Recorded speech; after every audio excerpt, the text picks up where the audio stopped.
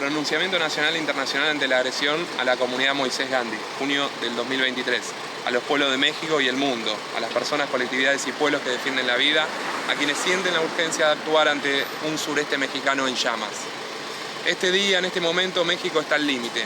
A ese límite que parece siempre lejano, hasta que una bala que llega de rabia detona la rabia del México de abajo. El compañero zapatista Jorge López Santís está en el filo entre la vida y la muerte por un ataque paramilitar de la Organización Regional de Cafeticultores de Ocosingo, Orcao, la misma que ha estado atacando y hostigando a las comunidades zapatistas. Chiapas está al filo de la guerra civil con paramilitares y sicarios de los diversos carteles que se disputan la plaza y grupos de autodefensa, con la complicidad activa o pasiva de los gobiernos de Rutilio Escandón Cadenas y Andrés Manuel López Obrador. El Ejército Zapatista de Liberación Nacional, EZLN, que ha mantenido la paz y ha desarrollado su proyecto autonómico en sus territorios y que ha tratado de evitar el choque violento con paramilitares y otras fuerzas del Estado mexicano, es hostigado, agredido y provocado constantemente. Desde el final del siglo XX y hasta ahora, el EZLN ha optado por la lucha política por caminos civiles y pacíficos. A pesar de que sus comunidades son atacadas a balazos, sus cultivos incendiados y su ganado envenenado. A pesar de que en lugar de invertir su trabajo en la guerra, lo han hecho en levantar hospitales, escuelas y gobiernos autónomos que han beneficiado a zapatistas y no zapatistas. Los gobiernos desde Carlos Salinas hasta López Obrador han tratado de aislarlos, deslegitimarlos y exterminarlos. Hoy, a unos meses de que la lucha del EZLN cumpla 40 años, el ataque paramilitar del Orcao ha hecho que la vida de un hombre penda de un hilo. Del mismo que pende la erupción del México que abajo no aguanta más la presión sobre su dignidad ni la guerra contra sus comunidades y territorios.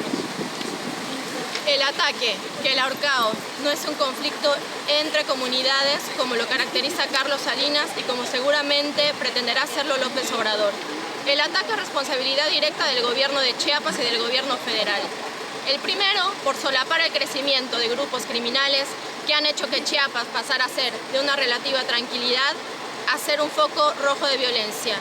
El segundo, por guardar silencio y pasividad ante la evidente situación del sureste.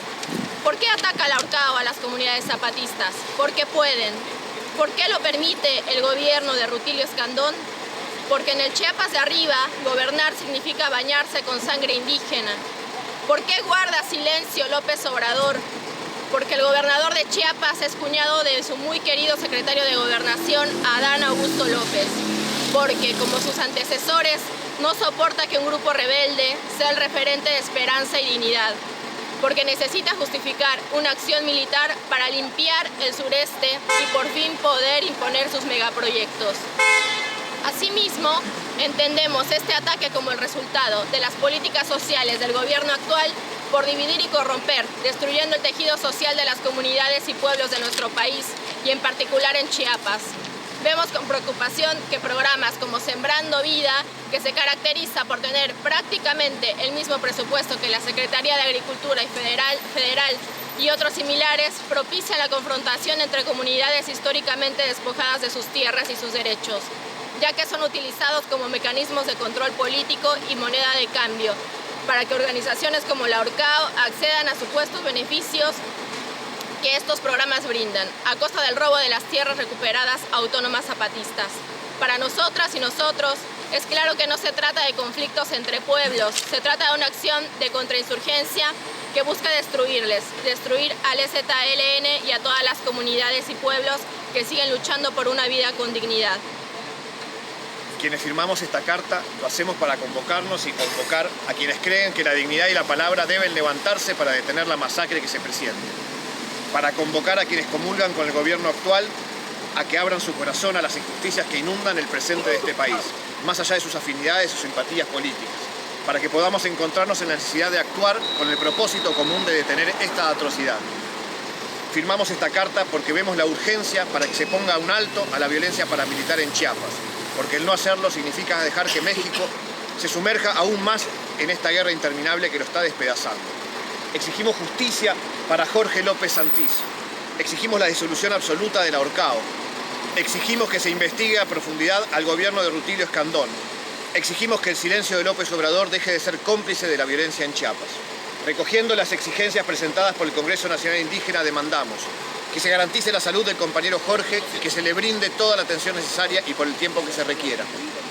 Que se detenga el ataque armado contra la comunidad Moisés Gandhi y sea respetado su territorio autónomo. Que sean castigados los autores materiales e intelectuales de estos ataques paramilitares. Que sean desmantelados los grupos armados mediante los cuales se mantiene activa y creciente la guerra contra las comunidades zapatistas. También exigimos la libertad inmediata de Manuel Gómez, base de apoyo del EZLN, de cuyo injusto encarcelamiento no nos olvidamos.